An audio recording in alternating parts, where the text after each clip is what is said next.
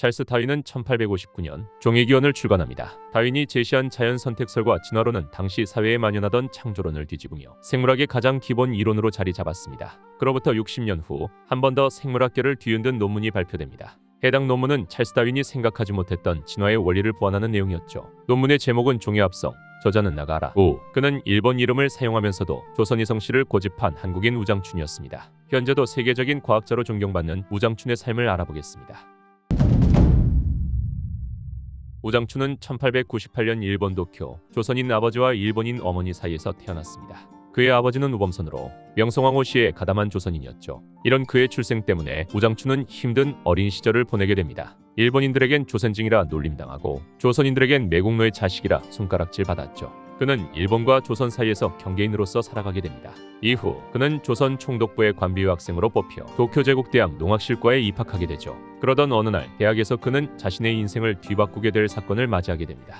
우장춘은 조선인 도지사의 연설을 듣고 있었습니다. 도지사는 열심히 공부해 일본에 보답해야 한다고 열변을 토했죠. 그때 한 청년이 도지사에게 뛰어들어 멱살을 잡고 분개했습니다. 그 청년은 옆에 있던 우장춘에게도 당신의 아버지는 조선의 국모를 살해한 매국노다. 혹 그것을 속죄하고 싶다면 반드시 조선인 성을 버리지 말라고 말했습니다. 이 청년은 1세대 독립운동가인 김철수였습니다. 우장춘은 이날 처음으로 아버지의 나라인 조선의 빚을 지고 있다는 자각을 하게 됩니다. 김철수의 외침은 평생 우장춘 가슴에 나침반이 되었습니다. 그는 대학을 졸업한 이후 일본 국립농사실험장에서 근무하며 농학과 육종학에 대한 연구를 이어가죠. 그러던 1935년 그는 세계를 놀라게 한 논문을 제출하게 됩니다. 논문의 이름은 종의 합성. 이 논문은 서로 다른 종이 교배를 통해 새로운 종으로 진화할 수 있다는 가능성을 제시했습니다. 당시 다윈의 종이기원을 기반으로 삼고 있던 생물학계에 충격을 안겨주게 됩니다. 돌연변이의 탄생과 자연선택으로 종이 만들어진다는 기존 이론에 종의 합성으로도 전혀 새로운 종이 나타날 수 있음을 증명한 셈인 것이죠. 이것은 우수 트라이앵글이라고 불리게 되며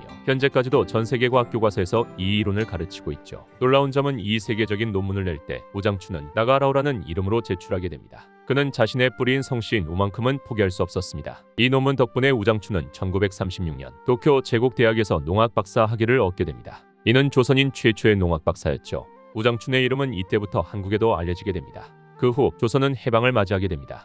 해방 이후 한국의 실정은 비패했습니다. 당시 한국은 작물 대부분을 일본에서 들여오고 있었는데 해방되자 작물을 들여오는 길도 막히게 됐죠. 사람들을 배불리 먹일 수 있는 작물이 턱없이 부족한 상황이었습니다. 이에 한국에선 우장춘을 떠올립니다. 그가 식량난을 타게 해줄 수 있을 거라는 기대 속에 우장춘 박사 한국추진위원회가 꾸려집니다. 조국의 부름을 받은 우장춘은 기꺼이 한국행을 택했습니다.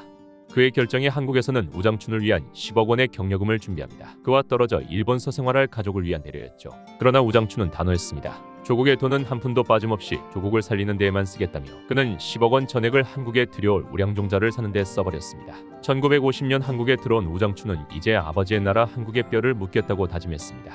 귀국과 동시에 그는 중앙원 예기술원 원장직을 맡아 농촌의 실태를 살펴보려 전국 팔도를 돌아다녔습니다.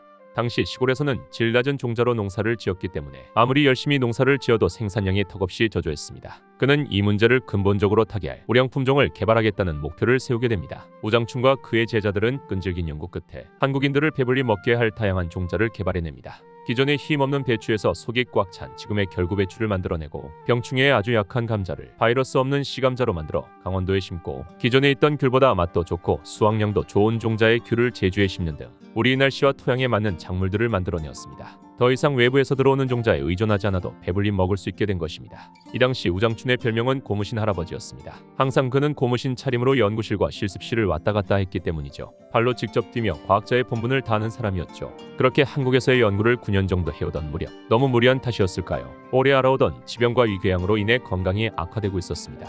우장춘은 몸이 아파 입원한 와중에도 당시 연구하던 우량품질사를 완성시키지 못한 것을 원통해하며 연구를 놓지 않았습니다. 이런 그의 진심이 통했던 걸까요? 대한민국 정부는 우장춘에게 1959년 제2회 문화포장을 수여하게 됩니다. 문화포장을 받게 된 그는 눈물을 흘리며 조국이 드디어 나를 인정해줬다고 말했습니다. 그토록 기다리던 조국의 인정을 받게 된 것이죠. 평생 그를 짓눌러 오던 매국노의 자식이라는 짐을 내려놓는 순간이었습니다. 그는 문화포장을 받고 3일 후 세상을 떠나게 됩니다. 당시 그의 죽음을 안타까워하는 사람들을 위해 그의 장례식은 건국 이래 처음으로 사회장으로 치러지게 되죠. 조국으로 돌아왔을 때 했던 그의 말처럼 그는 결국 부산에 뼈를 묻게 됩니다.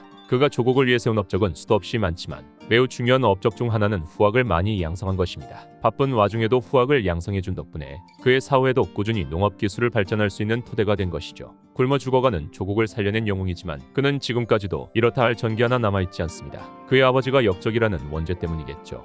종해합성이라는 연구를 완성한 학자로서의 명성보다 고무신 할아버지라는 조국의 인정을 더 자랑스러워한 우장춘. 이제 여러분은 그를 기억해 주시겠습니까?